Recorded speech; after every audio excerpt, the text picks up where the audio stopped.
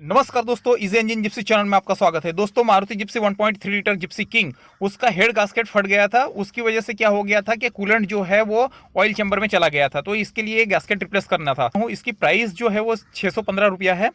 Genuine spare है। अब यहाँ पे कोई मैंने मशीनिंग का जॉब किया हुआ नहीं है। एज वेल एज जो टैपेट वाली असेंबली है, जो 16 वाल्स है, उसकी सीट है, गाइड है, ओरिंग है, वो सब कुछ भी मैंने बदली नहीं किया है, वो एज इट इज़ रहने दिया है। गास्केट यहाँ पे मुझे लगाना है। अगेन उसका सिलेंडर हेड जो है वो फिक्स करना है, तो इसके लिए गास्केट है। गास्केट को यहाँ पे लगाने से पहले मैंने उसका सरफेस, जो सिलेंडर हेड के टॉप वाला पोर्शन जो है उसका surface, as well as piston का ऊपर वाला जो पोर्शन जो था, करोजन था फर्स्ट सिलेंडर और थर्ड सिलेंडर में, वो सब मैंने क्लीन कर दिया है। क्लीन करने के बाद ये गास्केट जो है यहाँ पे मैंने पोजिशन कर दिया है। उसके ऊपर एक मार्किंग होती है, टॉप लिखा हुआ होता है, तो उसको आपको पता चल जाएगा कि टॉप वाला पोर्शन जो है अपर साइड रखना है। और सरफेस तो क्लीन है ही ऑलरेडी, तो यहाँ पे मतलब कोई आपको सीलेंट वगैरह यूज़ नहीं करना है। गास्केट के ऊपर में जस्ट इंजन ऑयल जो है वो इंजन ऑयल अप्लाई कर देना है गास्केट के बोथ तरफ। ये जैसे ही मैंने लगा रहा हूँ वैसे ही उसको दोनों तरफ में अप्लाई करने के बाद फिर ये गास्केट जो है सिलेंडर ब्लॉक के ऊपर में रख देना है, इस तरह से। ठीक है जी।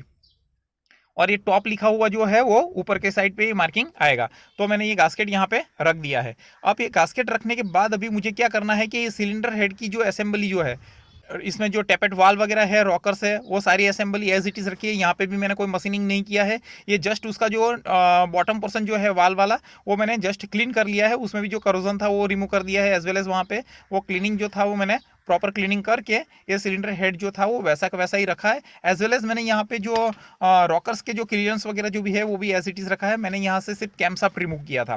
ठीक है जी। अब ये मैंने सिलेंडर हेड, उस सिलेंडर हेड जो है वो मैंने यहाँ पे सिलेंडर ब्लॉक के ऊपर में रख दिया है। बीच में गास्केट है, गास्केट के दोनों तरफ में मैंने ऑयल अप्लाई कर दिया था। अभी इसके ऊपर में 10 नंबर के जो लंबे बोल्ट जो है, स्पेशल बोल्ट जो रहते हैं, वो बोल्ट मैंने यहाँ से जो निकाले थे वो यहाँ पे इंसर्ट कर दूंगा। सारे बोल्ट की जो लेंथ है वो लेंथ इक्वल लेंथ है। एज वेल एज उसका जो है 10 नंबर के स्पैनर यहाँ पे यूज़ करना है।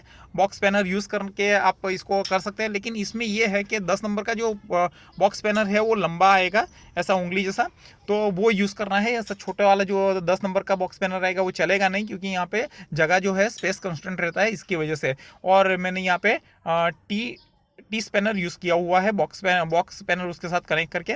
अभी इसको टाइटिंग करने के लिए आपको 6 kg या 6.5 kg तक का टॉर्क लगाना होता है। टॉर्क रेंज अगर रहा तो आप बेटर उसको टाइटिंग कर सकते हैं, इक्वली टाइटिंग कर सकते हो। तो यहाँ पे मेरे पास टॉर्क रेंज नहीं था, तो मैंने एक सेंस से उसको टाइटिंग किया है। कट से आवाज आई तो मैंने उसको छोड़ दिया है। सारे 10 के 10 बोल्ट मैंने यहाँ पे टाइटिंग कर दिया है। अब बात है, इसके ऊपर मैंने कैम शाफ्ट जो रिमूव किया था।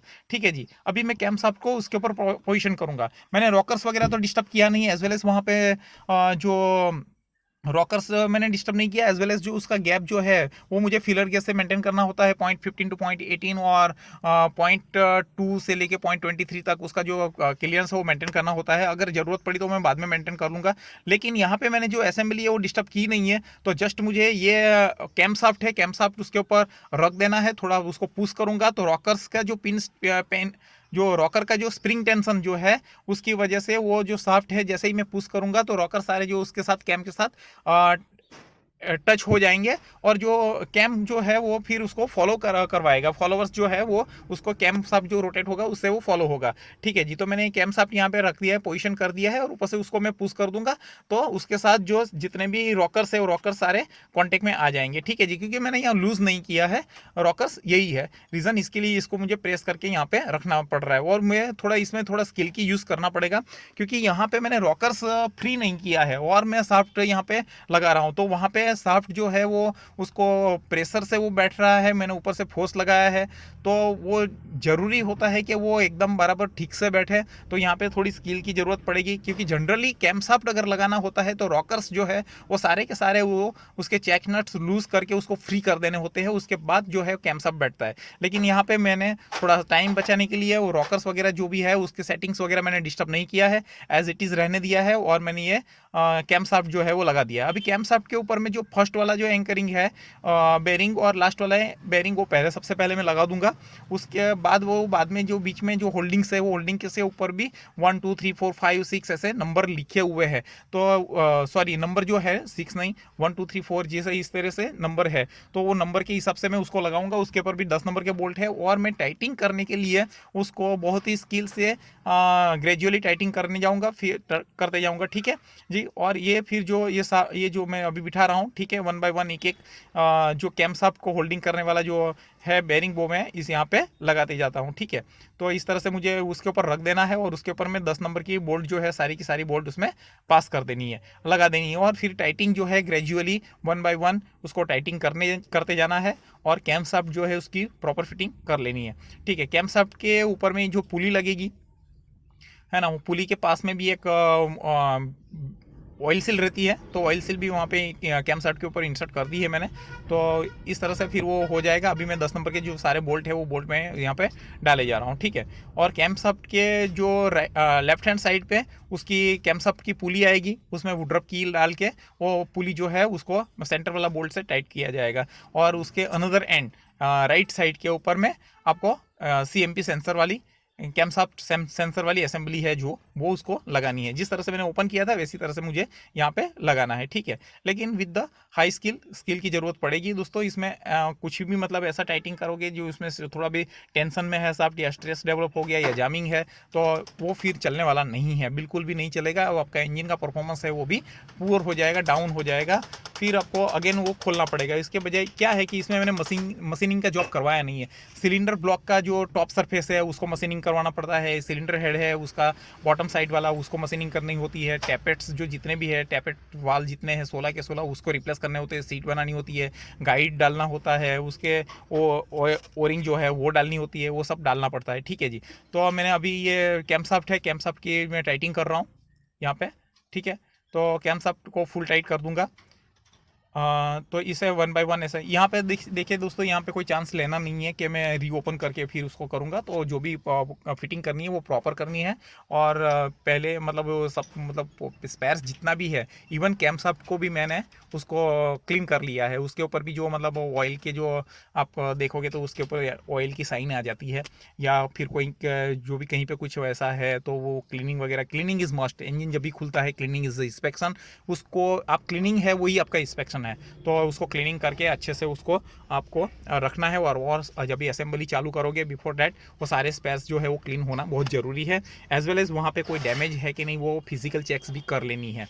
अगर है डैमेज तो फिर there is a need to machining और नीड टू रिप्लेस, वो सब चीज़ें तो आएगी। यहाँ पे क्या था दोस्तों के इंजन तो ओके ही था, वर्किंग कंडीशन में ही था, और ये गैस्केट वीक हो जाने की वजह से वो जो पानी है कूलेंट जो है वो चैम्बर में चला गया, ऑयल चैम्बर में चला गया, और पूरा इंजन में ऑयल के साथ पानी मिक्स हो गया।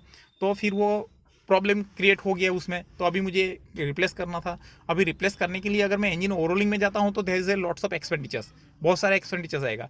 और देखिए अभी क्या है, मशीनिंग का जॉब्स है, बाकी कुछ भी चीज़ डिसमेंटल करके रीअसेंबल करते हो तो नए चीज़ बहुत सारे यूज़ होते हैं। वाल सारे रिप्लेस करने पड़े, पिस्टन रिंग रिप्लेस करने पड़े, बाकी सब तो छोड़ो, बाकी गास्केट वगैरह जो है वो भी डालने पड़े। तो एक्सपेंडिचर्स तो ऐड हो ही जाएंगे, एज वेल एज टाइम जाएगा।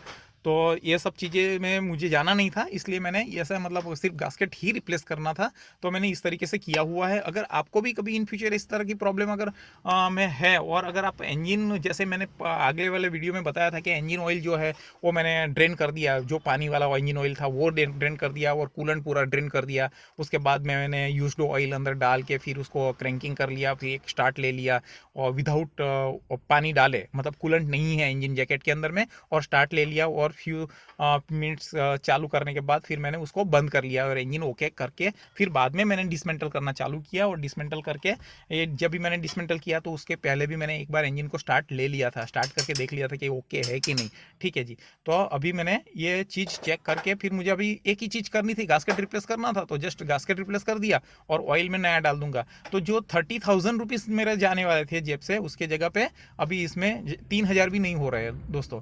1,000 का ऑयल में डालूंगा, और ये गास्केट 615 का लेके आया हूँ, और बाकी एक पेपर गास्केट दूसरा भी मैंने इनलेट मैनिफोल्ड के लिए लाया हूँ 50 रुपीज़ का। तो वेरी लेस एक्सपेंडिचर्स के अंदर में मैं इंजन जो था मुझे एज इट इज़ करना था। तो इस तरह से आप भी कर सकते हो अगर इंजन ओके है तो। अदरवाइज अगर इंजन में ऑलरेडी पहले से भी प्रॉब्लम है और ऐसा कुछ इंट्रोड्यूस हुआ तो there is a need to overhauling. आपका इंजन कंप्लीटली एक बार मतलब खर्चा करके फिर उसको ठीक करना ही है। ये तो क्या था कि इंजन पूरा कंप्लीटली ओके था और ये प्रॉब्लम आ गई सिर्फ कूलिंग सिस्टम की वजह से। रेडिएटर में पानी कम था कभी, तो नंबर ऑफ टाइम हीटिंग हो के वो गास्केट वीक हो गया, और वीक होने के बाद वो फिर फाइनली डैमेज हो गया, और उसमें जो इंजन ऑयल के अंदर साथ में वो कूलेंट मिक्स हो गया और इंजन ऑयल के अंदर में पानी चला गया। अब क्या हुआ दोस्तों कि कभी कभी क्या हो जाता है कि ऑयल जो है वो गास्केट ये फटता है ना, हेड गास्केट, सिलेंडर हेड का गास्केट अगर जाता है तो कभी कभी क्या होता है कि ऑयल जो है ऑयल ग्रूव से निकल के वाटर चैम्बर में भी चला जाता है, तो वो रेडिएटर वगैरह में चला जाता है, और फिर स्मोकी जो एग्जॉस्ट है वो भी स्मोकी निकलता है, वो पानी अंदर जैसा स्टीम फेंकता है उस तरीके का होता है। ठीक है जी।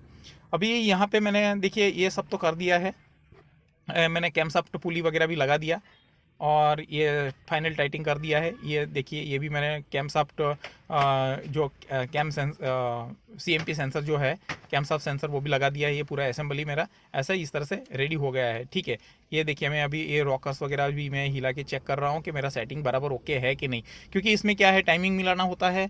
ये जो कैमशाफ्ट पुली जो है उसके ऊपर की जो मार्किंग है ऑलरेडी मैंने वो सब ऑलरेडी एक वीडियो बनाया हुआ है कि किस तरह से टाइमिंग मिलाना है, बेल्ट कैसे रिप्लेस करना है वो भी है ये। और इनलेट मैनिफोल्ड का जो गास्केट है पेपर गास्केट है वो 50 रुपीज़ का है, और वो भी मारुति जन का ही है।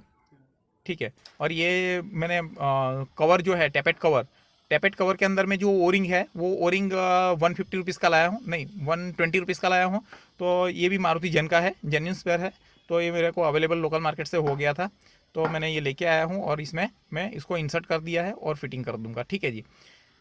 एज वेल एज वो रबर के आपको बूस्ट जो 4 दिखे हैं ना, वो 4 बूस्ट जो है उसको भी मतलब आपको उसमें लिक्विड गास्केट डालना होगा, लिक्विड गास्केट या अधेसिव उसमें डाल के फिर ये बूस्ट जो है वो लगाना है। ये जो मैं 1 बाय 1 लगाते जा रहा हूँ, वो जो रबर के जो बूस्ट है वो बूस्ट के अंदर में मैंने ऑलरेडी अधेसिव लगा दिया है। मैंने इसमें जो एनाबॉन्ड का जो लिक्विड गास्केट होता है वो मैंने डाल दिया है। अभी ये कवर जो है वो कवर मैं उसके ऊपर रख दूंगा, फिर उसके ऊपर 10 नंबर के जो बोल्ट है वो मुझे टाइटिंग करने हैं 1 बाय 1 में, उसके 10 नंबर के बोल्ट जो है वो लगाते जाऊंगा।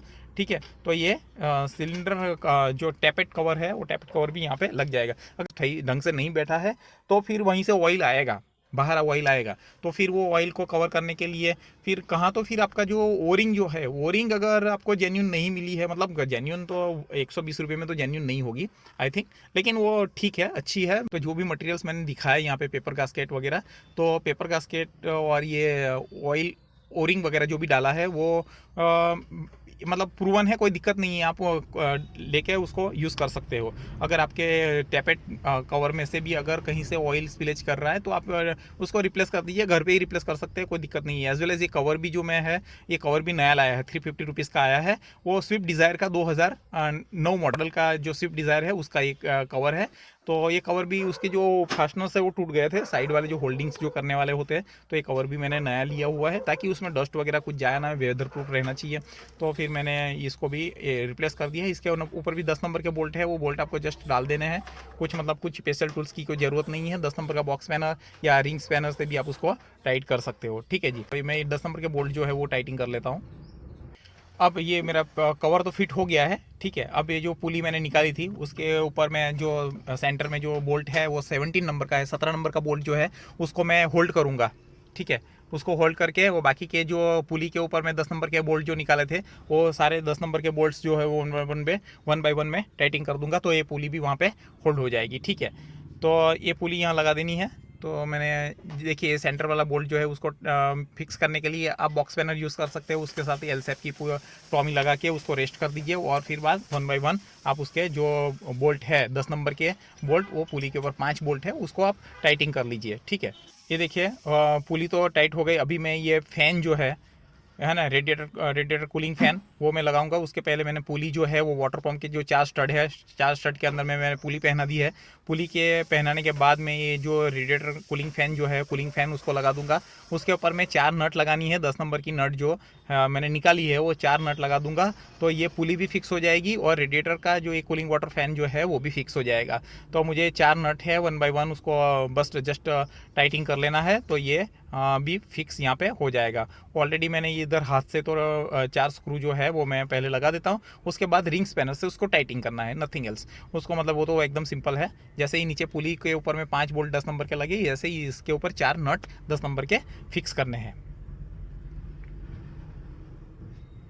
अब ये बेल्ट जो है, ये बेल्ट मुझे इसके ऊपर पहना देना है, ठीक है। ऑल्टरनेटर की पुली, वाटर पंप की पुली और क्रैंक शाफ्ट की पुली, उसके ऊपर से ये जो है वो पास कर देना है।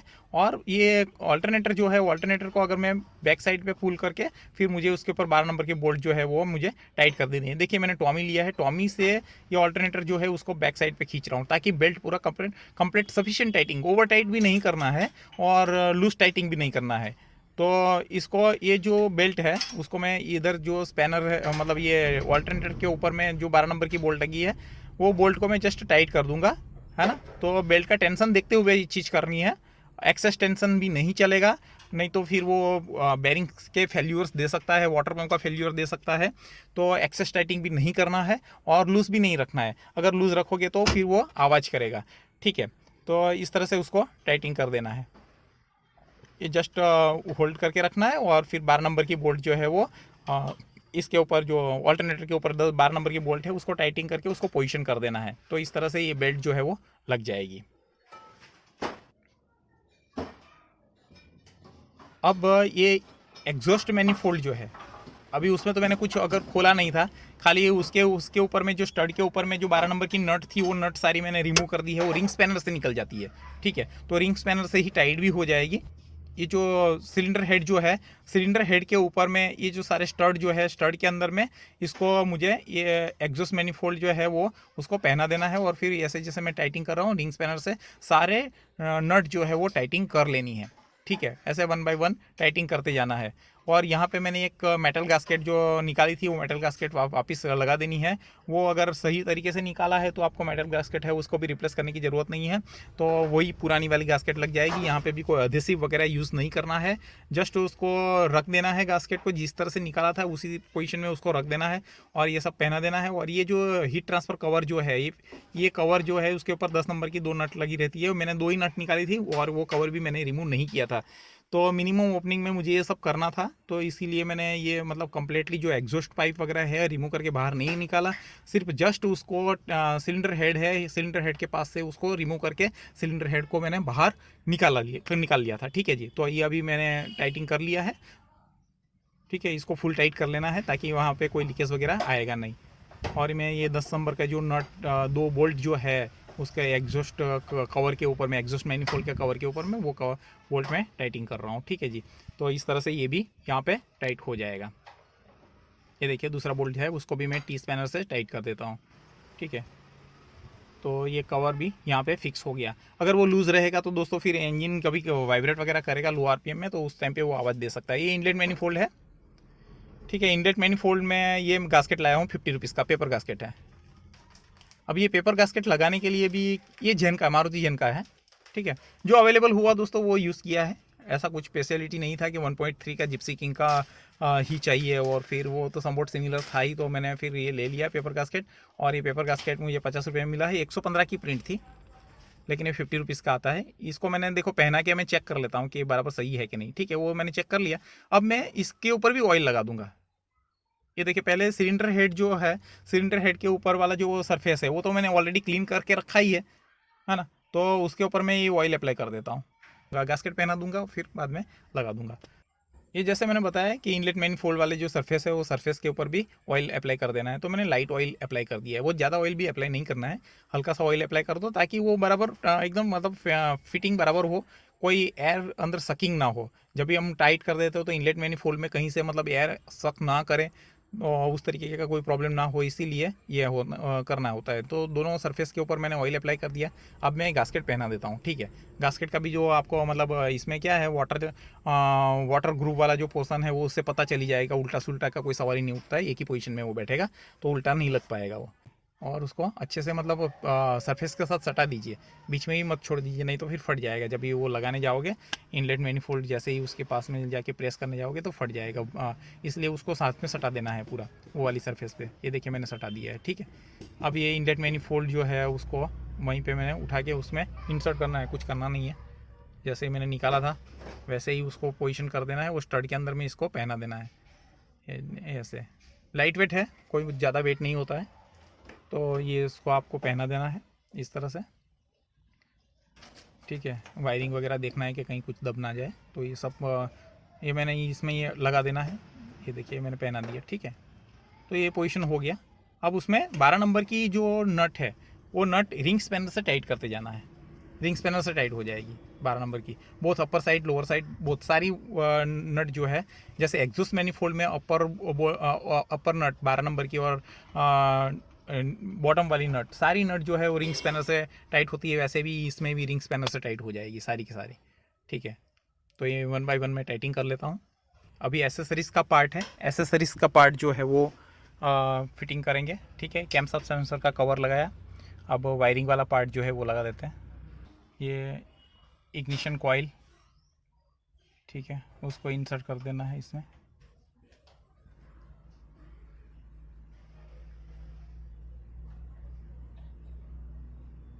तो यहाँ पे इग्निशन कॉइल लग जाएगी। बिफोर डैट स्पार्क प्लग वगैरह जो है वो आप उसमें डाल दीजिएगा, है ना। स्पार्क प्लग अगर चाहे तो आप रिप्लेस कर सकते हो, नया डाल सकते हो। मैंने नहीं यूज़ किया है, यहाँ पे नया नहीं यूज़ किया, जो निकला था वही मैंने डाल दिया है। ठीक है, और इसका जो कॉइल इग्निशन कॉइल है, इग्निशन कॉइल के ऊपर में 10 नंबर की 2 बोल्ट लगी रहती है, तो दोनों कॉइल के ऊपर 2 बोल्ट होती है, वो 10 नंबर की बोल्ट में टाइट कर देता हूँ। वायरिंग वाला पार्ट है, जिस तरह से मैंने निकाला था, देखिए सारे जितने भी इंजेक्टर्स हैं वो इंजेक्टर्स के वो कैप करना है, एज वेल एज़ वो जो सेंसर है वो सेंसर के ऊपर में कैप कर देनी है। ठीक है, वो वायरिंग जो मैंने हटाई थी, और इंजेक्टर्स के ऊपर कैप करते हुए मैं आगे आऊँगा तो फिर कूलिंग वाटर सेंसर जो है, कूलिंग वाटर सेंसर उसको कैप कर दूँगा। फिर आगे नीचे ऑयल प्रेशर स्विच है वहाँ पे जाना है, और 2 इग्निशन कॉइल के ऊपर एक सॉकेट लगेगा।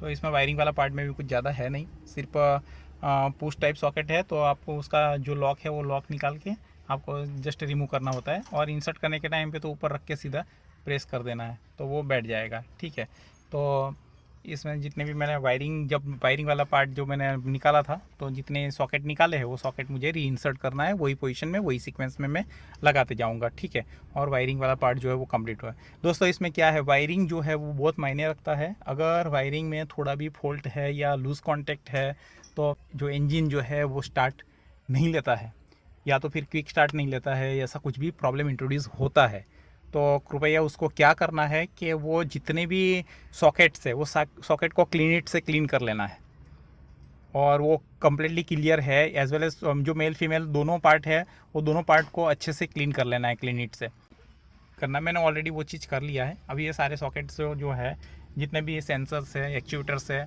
उसको मैंने यहाँ पे कनेक्ट कर लिया है। ठीक है, ये बाकी की जो पाइप है वो कैंसिस्टर वाली पाइप, वो सब जो मैंने निकाली थी इंजन के साथ कनेक्टेड, जितनी भी माउंटिंग्स एसेसरीज है मैंने रिमूव की है, वो सारी मैं 1 बाय 1 लगा रहा हूँ। ठीक है जी, उसको तो प्रेस ही करना है, उसमें कोई स्पैनर वगैरह लगने वाला नहीं है। ठीक है, और उसको जो क्लेम करने के लिए तो प्लायर से आप क्लेम कर सकते हो।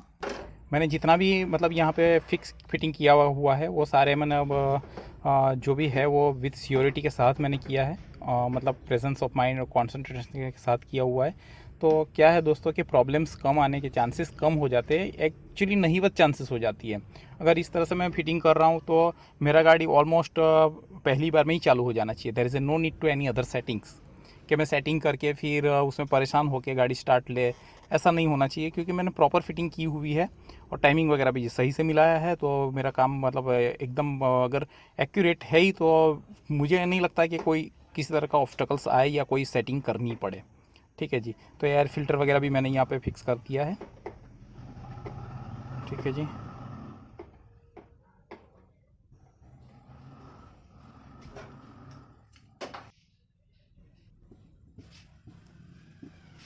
अभी आप देख सकते हो कि पूरा इंजन जो है वो शेप में आ गया है। अब मुझे श्राउड और रेडिएटर वो 2 चीज़ फिक्स करनी है। तो अब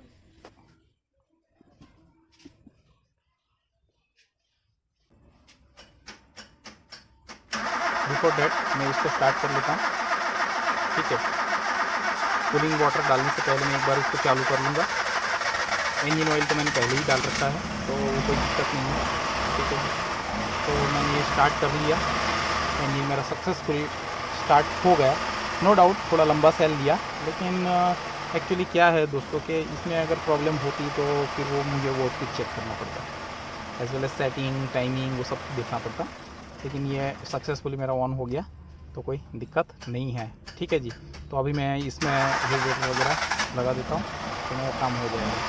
तो मैंने अभी स्टार्ट किया, गाड़ी रेस कर रहा हूँ, ठीक है, गाड़ी रेस कर रहा हूँ, ठीक है। अभी इसमें मतलब स्टार्ट ले रहा है, सक्सेसफुली वर्किंग है, कोई किसी तरह का साउंड नहीं है, इसकी स्मूथनेस पहले से भी बेटर है। तो ये सक्सेस हो गया है मेरा काम, ठीक है जी। अब ये श्राउड वगैरह मैं डाल देता हूँ, उसको पहले पहना देता हूँ इसमें रेडिएटर फैन के अंदर में। इसको देखिए मैंने इंसर्ट कर दिया, श्राउड को फैन के ऊपर पहना देना है, जस्ट इसको रख देना है। अब रेडिएटर जो है, रेडिएटर को मुझे इंसर्ट कर देना है। रेडिएटर का एक इनलेट आउटलेट 2 होस है, उसके ऊपर 10 नंबर के क्लैंप लगे हुए हैं। वो क्लैंप पहले टाइट कर लूँगा, रेडिएटर फ्री कंडीशन में है तब क्लैंप करूँगा, तो वो टेंशन में नहीं रहेगा। उसके बाद फिर रेडिएटर के ऊपर के 4 10 नंबर के जो बोल्ट है वो, और श्राउड के 4 बोल्ट वो भी रेडिएटर के साथ लगेंगे। तो मतलब रेडिएटर के ऊपर में 8 बोल्ट लगेगी 10 नंबर की, 4 श्राउड की, 4 रेडिएटर को फास्टनेस करने के लिए, रेडिएटर को होल्ड करने के लिए। और इनलेट आउटलेट पाइप के अंदर में जो होस है, वो होस के ऊपर एक 10 नंबर का क्लैंप है। तो देखिए मैं अभी पोजीशन कर रहा हूँ, और ये सारे जो 10 नंबर के नट है वो जैसे निकाला था वैसे ही मैं उसको फिक्स कर रहा हूँ, और फिर उसको स्पैनर से टाइट कर लूँगा। रिंग स्पैनर चलेगा इसमें, रिंग स्पैनर से भी टाइट कर सकते हो, कोई दिक्कत नहीं है, कोई स्पेशल टूल लगेगा नहीं इसमें। देखिए मैंने है ना गाड़ी की आगे वाली फ्रंट ग्रिल भी ओपन नहीं की है, ये पूरा इतना इंजन का काम करने के लिए मैंने जितना भी ओपनिंग किया, वो ओपनिंग करने के लिए मैंने देखिए रेडिएटर आगे वाली ग्रिल वगैरह भी मैंने नहीं निकाली है, ठीक है। तो इस तरह से आप कर सकते हो। और टाइमिंग बेल्ट रिप्लेसमेंट या टाइमिंग सेटिंग का वीडियो जो है वो मैं नेक्स्ट अपलोड करूँगा, है ना, तो वो भी आपको हेल्पफुल रहेगा। इस वीडियो को यहाँ पे मतलब अपलोड करने का पर्पस तो यही है दोस्तों कि अगर आपका हेड गास्केट फटता है या उसमें कुछ डैमेज आती है, कूलिंग वाटर और ऑयल मिक्स हो जाता है, चाहे रेडिएटर के अंदर ऑयल फाउंड हो या फिर इंजन ऑयल के अंदर में पानी कूलेंट फाउंड हो, तो हेड गास्केट का फेल्यूर चांसेस ज़्यादा है। वो वीक होने की वजह से वहीं से पानी इंसर्ट कर जाता है। तो उसको रिप्लेस करने के लिए आप मिनिमम ओपनिंग के अंदर में मिनिमम पैसा खर्च करके इस तरह से आप कर सकते हो। क्योंकि जनरली क्या है, इंजन एक बार खुलता है तो उसमें फिर मशीनिंग का जॉब वगैरह और स्पेयर्स रिप्लेसमेंट तो आता ही है, और उसका एक्सपेंडिचर्स ज़्यादा हो जाता है। अभी ये जस्ट मैंने 2000 के एक्सपेंडिचर्स ऑयल रिप्लेसमेंट के साथ 2000 का मैंने इसमें एक्सपेंडिचर्स मेरे को लगा है, ठीक है, गास्केट्स और कवर वगैरह। अभी इसमें मैं आरओ पानी डाल रहा हूँ, reverse osmosis water, soft water, drinking water जो है वो मैं डाल रहा हूँ यहाँ पे, ठीक है। तो जब मेरा ये 200-300 किलोमीटर का रनिंग हो जाएगा, उसके बाद मैं कूलेंट है, ऑयल है, वो रिप्लेस कर लूँगा। फिलहाल तो यही रखूँगा, ठीक है जी। तो इसमें बस जस्ट मैं पानी ऐड कर रहा हूँ, इसमें कोई कूलेंट वगैरह यूज़ नहीं किया है मैंने। और एक्चुअली क्या होता है, कूलेंट के अंदर में क्या होता है, ऑक्सीजन स्कैवेंजर होता है, वो करोजन होने नहीं देता, ऑक्सीडाइज नहीं करने देता है, वही पार्ट उतना ही है, ठीक है। एल्यूमिनियम अलॉय का तो इंजन है, और बाकी कूलिंग वाटर जो सर्कुलेशन लाइन है उसके अंदर में 2 MS के पाइप है, एक हेडर है और एक इनलेट होस है, वो उतना ही है, तो वो चीज़ है। तो उसको मतलब अभी क्या है, मैं आरओ पानी यूज़ करूँगा 200-300 किलोमीटर चलाने के बाद, फिर मैं कूलेंट वगैरह भी ऐड कर दूँगा। या तो फिर इसमें ऑक्सीजन स्कैवेंजर कोई केमिकल भी डाल सकते हैं, जैसे हाइड्रोजन वगैरह भी यूज़ कर सकते हैं। हाइड्रोजन अगर 60 ml डाल दिया इतने मतलब पूरी 3.5 लीटर में, तो फिर वहाँ पे करोजन नहीं होगा, ठीक है जी। या तो फिर कूलेंट तो मार्केट में अवेलेबल है ही, तो वो डाल सकते हैं और उसका यूज़ कर सकते हैं, ठीक है। I think this video is useful to you. आपका दिन शुभ रहे, धन्यवाद, जय हिंद।